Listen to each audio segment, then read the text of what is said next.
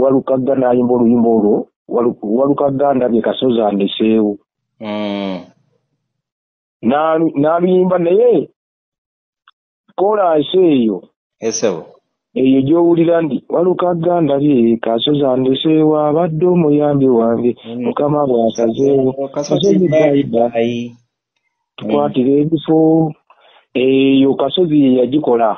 Walukagga ndabye Kasozi andeseewo abadde omuyambi wange Mukama bw'asazeewo. Nali n'akatono kamusomerawo Kayunga St. Alfred abamanyiwa bava ku Kitaata. Naye kati bwe yafa Kasozi bw'afa ne Basudde n'afa n'egamba nti kati nkoze ntya. Ate gaali kwe nali nsomera nali ngituuze sente ne ngiwa abadongo abantwala abo Abamuli Katumba abo be bantwala abo boona baabo.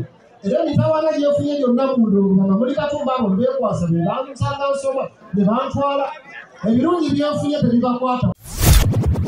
Tukwaniriza ku Kabyanzo Media.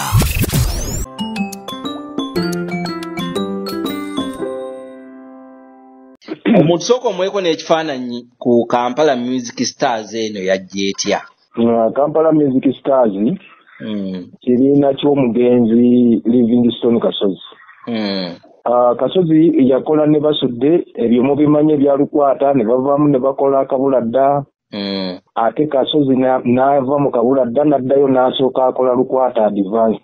Then bwe yava mu Lukwata Advanced n'agikyusa n'agifuula Kampala Music Stars. Kati nze nyingira mu Kampala Music Stars mu 1996. Naye nga twalimu abantu bangi nga tuli balenzi bato okusingira ddala. Nze nali mu Kibuuka William Akaalo ka Buganda yalimu. Asias Walukagga kati agenda mu Parliament yalimu. Edi Seremba. N'omugenzi Lutamaguzi Seronjoji omulala yali Seggane Kibuuka. Ate Pastor Yiga naye yali muko. Twakolako naye ndowooza emyezi nga 4. Kati mu kiseera ekyo twabeerera ne Pastor Yiga twali tupafominga. Kasozi yalina obuzibu nga audience bw'eba egaanyi. Asooka n'abazzeeyo mu rehearsals okuzimba omulimu. Kati yatuteeke wazza naawo waaliwo horo ya muzeeyi we taata w'omuto. Baagiyitanga Zana Central Club. Ne tumalawo emyezi 6 nga tuli mu rehearsal. Kati abo ba Pastor Yiga waliwo ne mukulu we Kayinga kati ali Bugenge eyo. Taata wa Kafero Junior. We twabeerera nabo nga tuli mu rehearsals ezo. Kati mu bbanga eryo Kasozi we yakolera olutambi olwo olwa Bwe ndiba nfudde. Era abaamuyambako ennyo be yabeeranga nabo yali Walukagga ne Kibuuka. Kuba Kasozi ye nga teyeemalirira nnyo mu by'okuwandiika. Kati bwe yafunanga ekintu n'akirowooza ng'omukugu tugenze ne njagala kuyita ku katale. Ng'asobola okufuna abantu naga njagala tuwandiike ku katale. Kati ono n'awandiika ye omukugu n'akola editing n'aga kino kyekisinga n'assaamu oluyimba ne lugwa. Kati biseera ebyo oluyimba bw'azimala ozikola Katonda n'ayamba ne zitunda nnyo n'agamba tutandike okukola. Ne tutandika okukola twagenda ku Pride Theatre awo ne batutendeka ndowooza batutendekera wiiki nga 2 mukulu Senkubuge mukulu Kibuuka Benoni abakayimbira ntupafominga weekend 2 ku Pride Theatre naye nga abantu bangi nnyo nga tubamalaawo. Kane bafuna ekirowoozo ekyokutegeka show enakivubo. Ne bategeka show enakivubo eyali mu mpawo Kafero ne Basudde ne Wile Mukaabya. Kati awo ne tutambula ebiseera ebyo Kasozi mulwadde naye bwe yali anaatera okufa ng'agonze yatuyita twali Maganjo waliwo kahoolo bakayita Night Club, Maganjo Night Club. Twakolawo Saturday ng'enkya Easter ya 97. N'atuyita n'agamba nti bannange mpulira ngonze kyasobola kugenda mu maaso nga mpafominga. Nga yayita mwalimu nze, mwalimu Walukagga, mwalimu Seremba ne Kibuuka ne Rutamaguzi. N'atugamba naye nagula ebyuma ebyo nengula emmotoka kubanga yali aguze ka minibus bakayita Silivia. Ye lwaki bazitumbanga amannya ago? Nzijukira n'aba oba baali ba kibiina ki oba super singers nga balina emmotoka abagiyita Nasuna. Kanasuna kali ka piikingi. Piikingi kali ka piikingi. Kati nenge bagiyita Silivia. Otyo n'atugamba nti emmotoka ezo nagula emmotoka nengula ebyuma nga njagala musigale nga mukola. Naye temunnaba kumpa ssuubi njagala mu kiseera kino muwandiike ennyo ennyimba ezigenda okubabezaawo ne bwe naaba nfudde. Ekibiina kisobola okutambula. Ekibiina kisigale nga kitambula. Ne kitukwatako nnyo era buli muntu obwongo bwe ne busaanuuka tuyinza kukola tutya. Mukama waffe Livingstone Kasozi tusaba Katonda ayinza byonna akuwummuza emirembe gy'oli.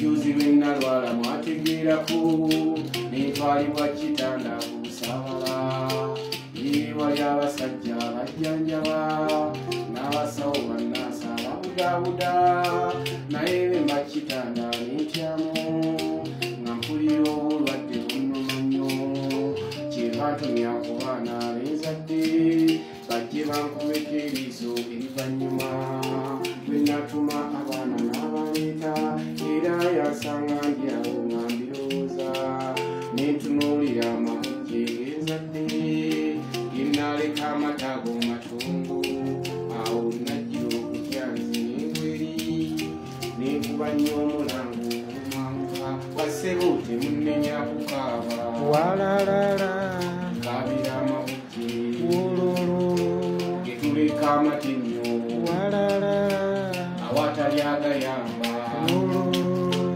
temunnenya kukaaba walala kabira amabujje getuleka amatenyo walala awatali agayamba. Naye awo wennyini Walukaga n'amugamba nti mukama wange nina oluyimba lwe nawandiika. Otyo Nga ndaba ogonze naye mbadde ntya okuluyimba naye okusinziira bw'otuyise wano kkiriza mbikuyimbiremu mukama wange. mpulira. Kati olw'okuba Seremba yali omusajja amanyi obulungi gita n'amugamba genolete gita. Seremba n'akuba gita ti Walukaga n'ayimba oluyimba olwo Walukaga ndabye Kasozi andeseewo. N'aluyimba naye kolansi eyo eyo gy'owulira ndi Walukaga ndabye Kasozi andeseewo abadde omuyambi wange mukama bw'asazeewo Kasozi bayibayi tukwatira ebifo eyo Kasozi ye yagikola. Walukaga ndabye Kasozi andeseewo abadde omuyambi wange mukama bw'asazeewo Kasozi bayibayi tukwatira ebifo osangayo bagambe tolesa abayirutoto. Walukaga ndabye Kasozi andeseewo abadde omuyambi wange mukama bw'asazeewo Kasozi bayibayi tukwatira ebifo era bosangayo bagambe tolesa abayirutoto.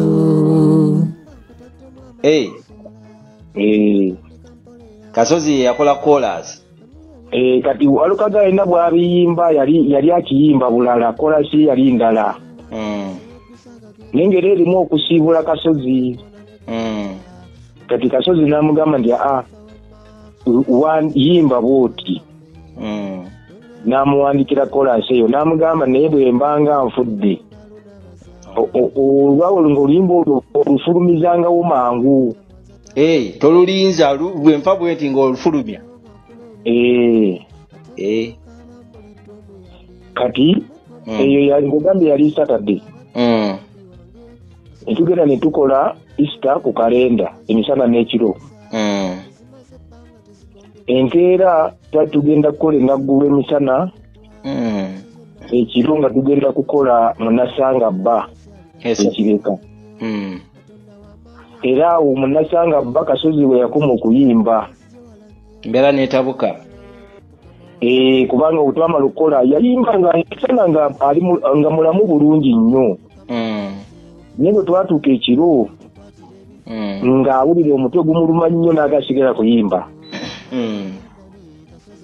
kati yali maneja waffe bamita Mwami Lubega kati waali n'amwegayirira nnyo n'agamba wati aliho ku stage abantu obagambe ggwe kennyini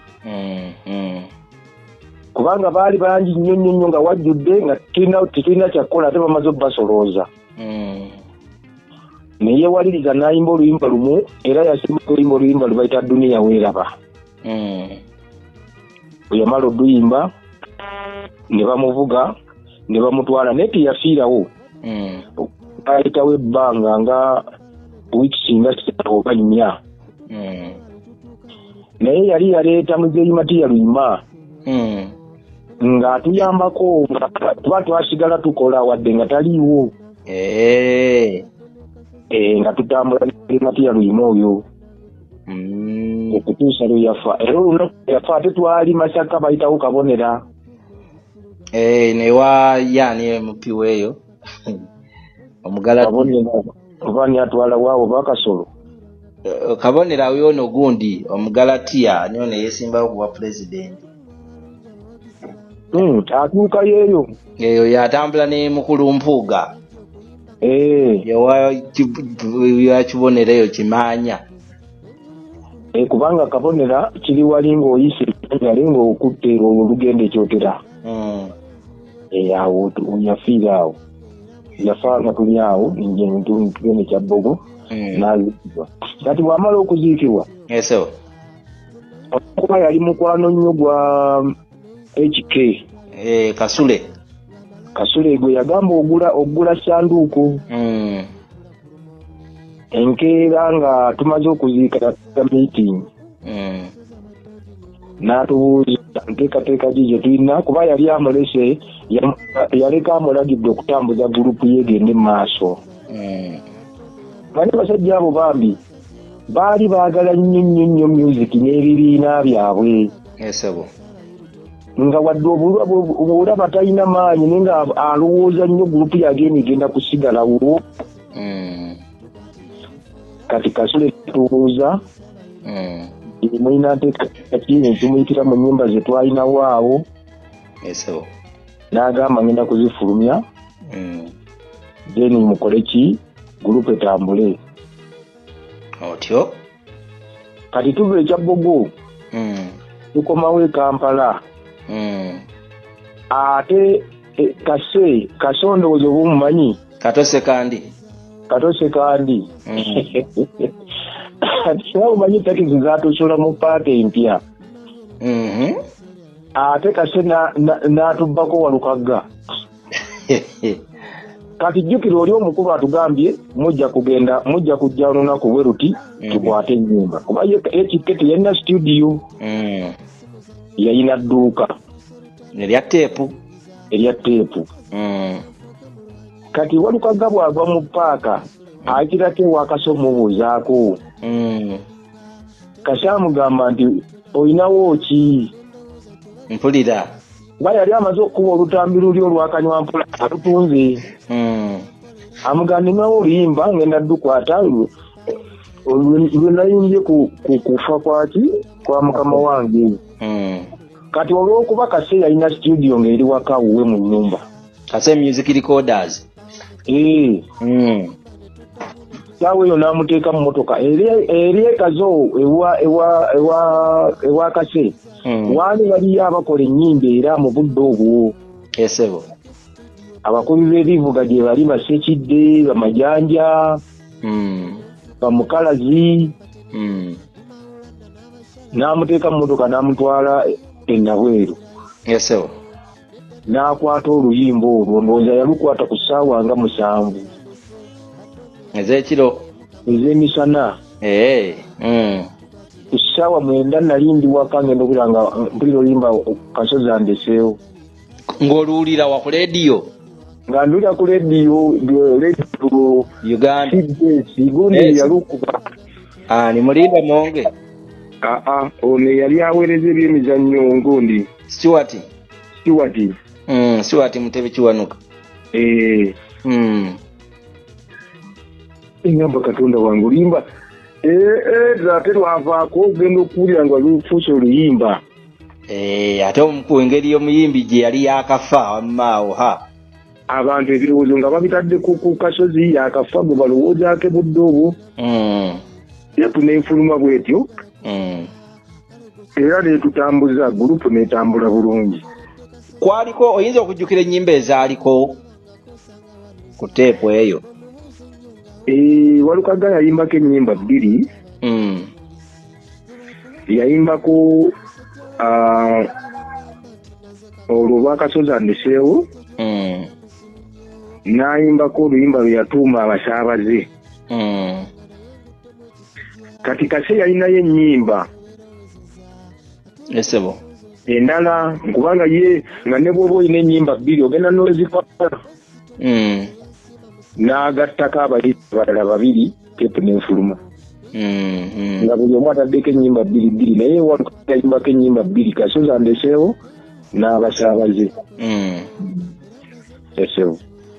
Okay, kankuzeeko emabega katono. Ogambye nti mu luyimba luno olwa Kasozi andeseewo Kasozi ye yatereeza chorus. Kiki nsonga ki yamukyusisa chorus okugamba nti Walukaga ayimbemu eno gye tufuulira kati? Kakati ebiseera ebyedda oluyimba bwe wabanga ogenda okulufulumya nga olufuuka olwa gurupu. Kati bwe wabangawo mukama wo mu gurupu nga kati ffe bwe twali mu Kampala Music Stars nga Kasozi ye mukama waffe. Kukyabanga kya buvunaanyizibwa kumutolokako n'ogenda n'olikodinga nga tawulidde mu nnyimba ezo.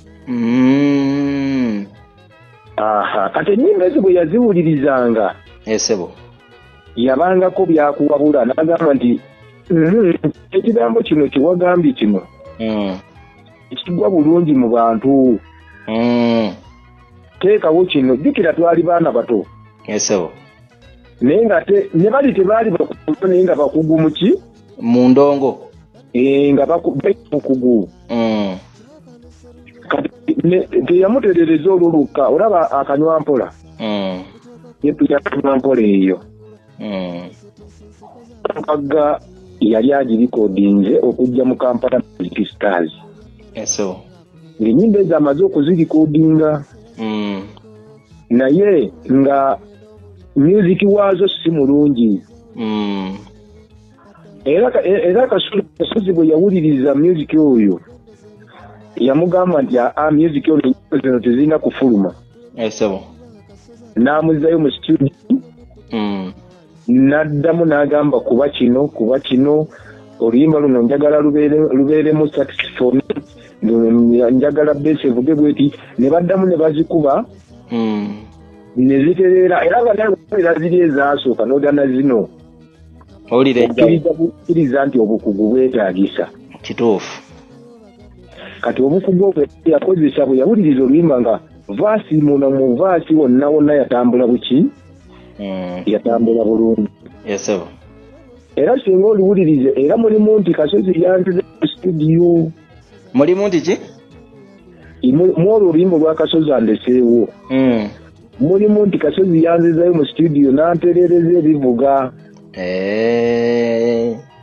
Kasozi wansangire wakasule wamma yansanga ndi mu studio ndikodinga tepu yakanywampolo omutwe nanyinya zene ndowooza nti oba binnyimba tasimye bumbe yandabye ndimu omunyi gyewujja yankitamu mpolampola era nantegeeza timwegatteko konze mpaawo muteru n'ennyimba ne tuddamu ne tuzikwata buto apangemu ebivuga eby'omulembe wamma yampitamu mpolampola era nantegeeza timwegatteko konze mpaawo muteru n'ennyimba ne tuddamu ne tuzikwata buto apangemu ebivuga eby'omulembe wamma tesima bivuga abadde abikiza abaddiguli tafulumya teepu mu mwezi gw'omusanvu lwekika studio paaka enkadde nammwe mwebaza nnyo mwaddaga obuwagisi.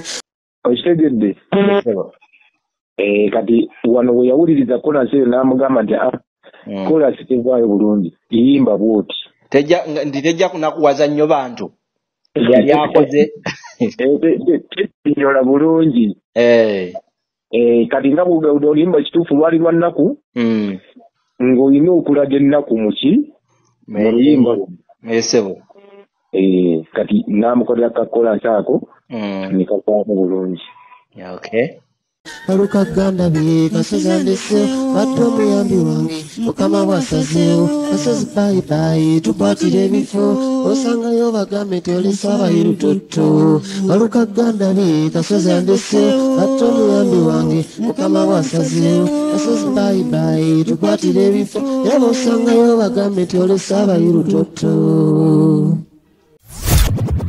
Tukwaniriza ku Kabyanzo Media.